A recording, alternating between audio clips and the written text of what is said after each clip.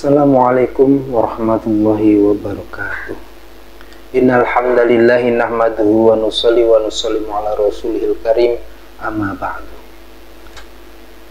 Saudaraku yang dimuliakan Allah, mari kita sama-sama mendengarkan nasihat daripada guru kita. Sik Gus, aja lunga dhisik. Iki wong semuanya sudah tahu sampean alim, menerangkannya enak, fikhan wa usulian wa tafsiran. Cuma mereka yang tanya itu biyen belajar piye kok iso alim kaya ngono, ya kan? Nah, terangkan Gus, terangkan. Mati.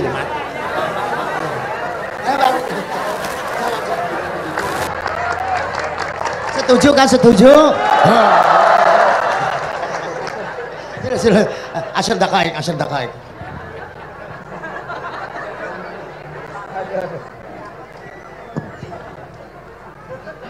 Andaikan pertanyaan itu ke Mbah Mun, mungkin jawabnya gurune sopo.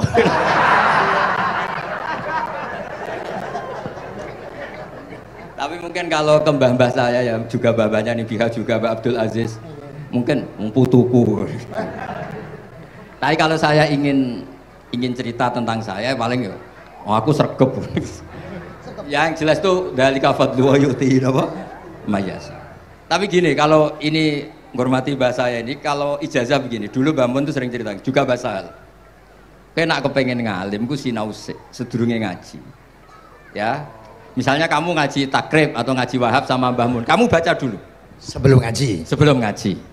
Nah, setelah dibaca, misalnya kamu baca rofa, kok Mbah Mun baca jer, kamu baca jer, Mbah Mun baca rofa, berarti goblok tulen. Karena semua teori Anda kok salah.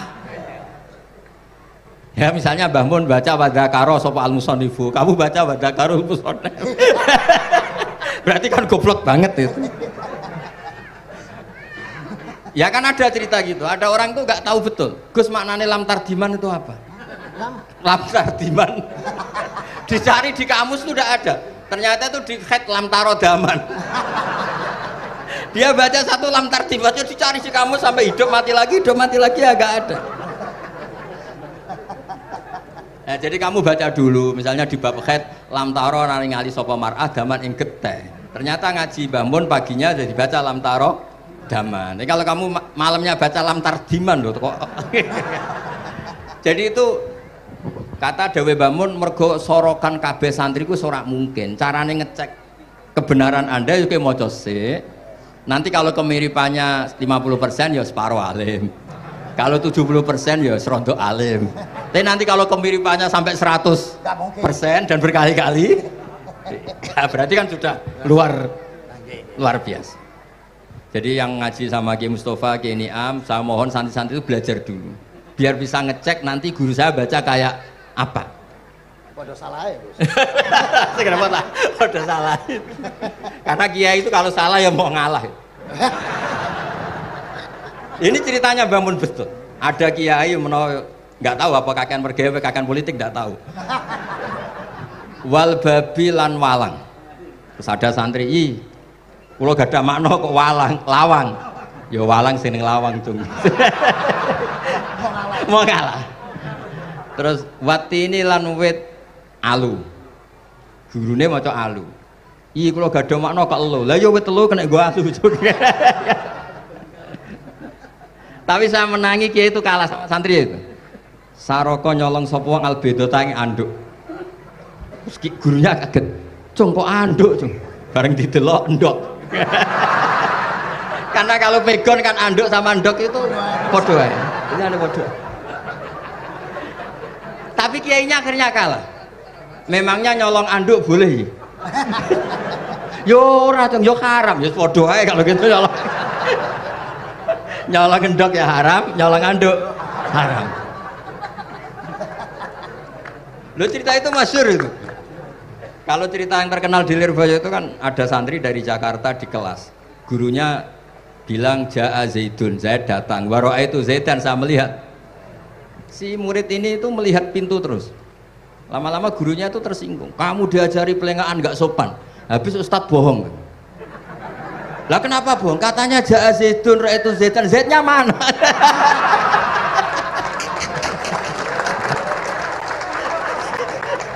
Karena dia nggak ngerti.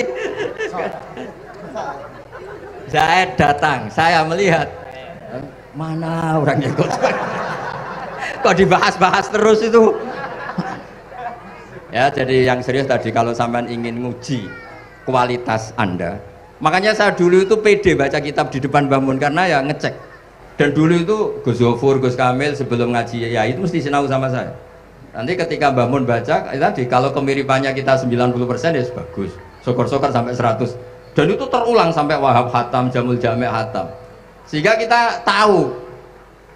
Jadi kalau diskusi kita kok salah ya tahu, kalau benar ya tahu.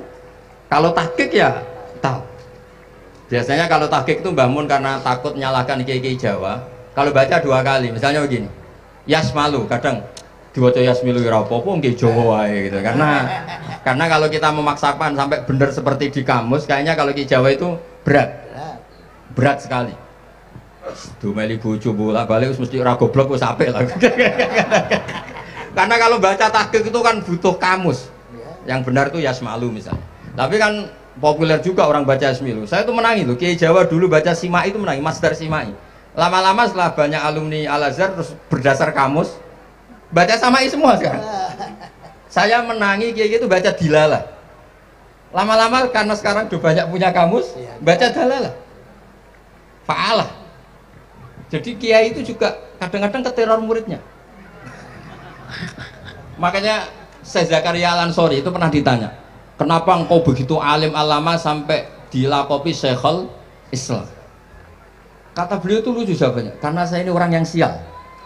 Saya dulu punya guru namanya Ibnu Hajar Al-Asqalani dan punya murid namanya Ibnu Hajar Al-Haytami. Kata beliau, dukik tu bena hajaro ini. Saya ini digebek 2 batu. Kalau mau ngaji takut saya minta ampun karena disuruh baca sama Ibnu Hajar Al-Asqalani. Kalau mau ngajar takutnya saya bukan main karena Ibnu Hajar Al-Haytami itu cerdasnya bukan main. Jadi kalau saya salah itu konangan. Akhirnya dia jadi orang sial tadi. Mau ngaji ya belajar, mau ngajar ya belajar. Makanya meskipun ini pernah sepuh saya tidak berani ngaji beliau. Wah mesti meriang saya kalau ngaji. Jadi yang terkenal alim-alim mohon ngajinya dikurangi ya, karena ini kasihan gurunya. Kasihan gurunya. Nggih, Bon cekap. Bon, itu catat ya. Sebelum ngaji baca dulu. Satu lagi, Gus. Sampean ketoke kiai desa kok kuliah. Betul kuliah?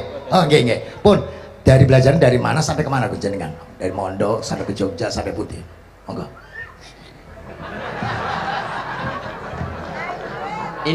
Ini karena sesuai kontrak, nggak boleh nyulaini janji sekali aja Sekali tak tekno Gus. Jadi sebetulnya kalau di ilmu, saya kan sering ketemu ahli geologi, ahli sosiologi. Sebetulnya di ilmu kita, saya kan lama di Jogja dan itu yang saya pakai juga ilmu zaman di pesantren. Misalnya sosiologi itu kan ada mukadimahnya Ibnu Khaldun. Itu kan teorinya luar biasa. Misalnya begini, kenapa Rasulullah itu harus dari suku Quraisy, suku yang sangat terhormat di Mekah? Itu secara teori sosiologi loh, bukan teori nubuah. Kata Ibnu Khaldun, Nabi itu mesti final dari kaum itu aneh. Saya ulang lagi, Nabi itu final dari kaum pasti aneh. Nah masa aneh-aneh ini ditoleransi oleh umatnya karena beliau dari suku yang terhormat. Coba kalau dia dari suku, beliau dari suku yang hina, pasti pas aneh-aneh langsung diadili. Ya kalau di NU lah, ndak Gus Dur kok bikin aneh-aneh di NU kan langsung tuntas. Tapi berhubung Gus Dur cucu Mbah Hasyim, orang itu mentoleransi, bahkan mengira jangan-jangan teori beliau lebih baik ketimbang kita.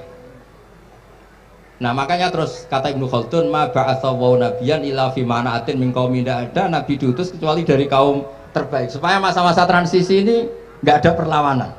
Nah itu namanya sosiologi.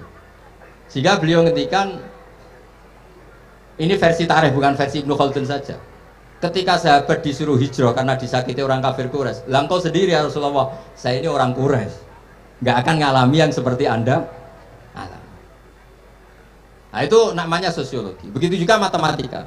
Saya sering ketemu pakar matematika dari UI, dari UGM. Misalnya bilang zakat kan 2,5% misalnya zakat tidak. Saya bilang kalau ngitung itu porogapit, padahal kita zaman sekolah porogapit itu pantangan. Tapi saya bilang, saya punya matematika lebih cepat. Apa itu Pak Ba? Kalau manggil saya Pak Ba. Kalau di kitab disebut rubu'ul usur apa? Jadi bertahap. Misalnya 1 juta, usurnya akan 100.000. Setelah 100.000 rubu'nya 25.000. Itu kita tidak usah pakai catatan bisa. Nah itu matematika Arab. Makanya orang Arab tuh nggak bisa nulis, tapi matematikanya cepat karena bertahap. Misalnya 1 miliar ya, cari aja usurnya 100 juta.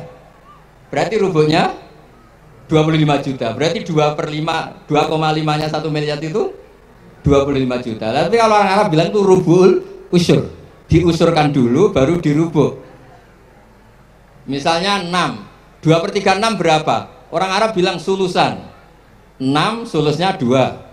Sulus 2 kali berarti 4.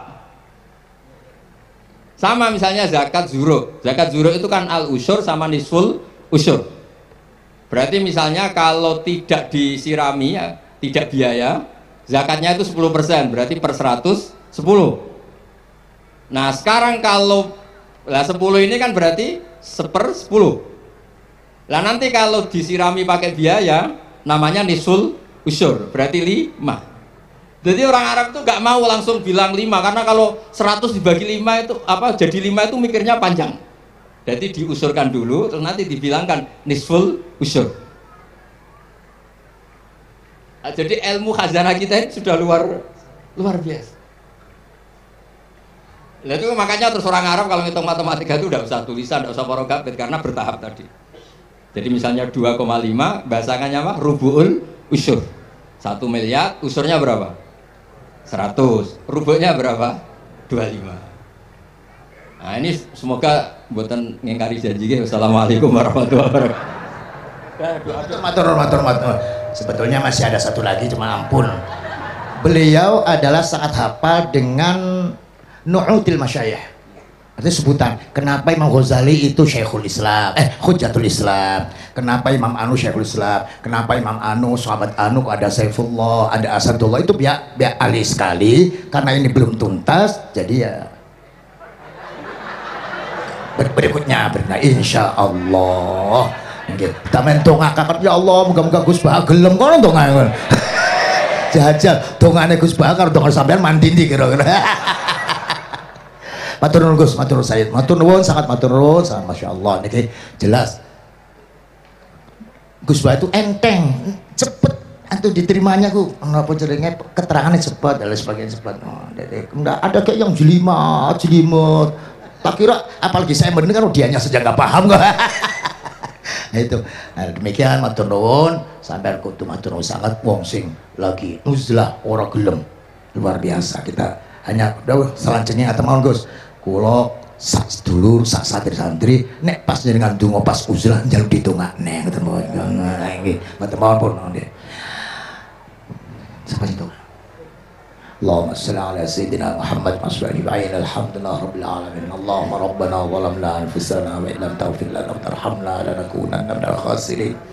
Allahumma ya Fattah ya khairal fatihin iftah qulubana washrah sudurana waj'al ulumana nafi'ah waj'al a'malana salihah waj'al dhurriyyatina thayyibah waj'al hayatana hayatan mutma'innah marzuqah salimah minal afat wal balaya rahmatika ya arhamar rahimin.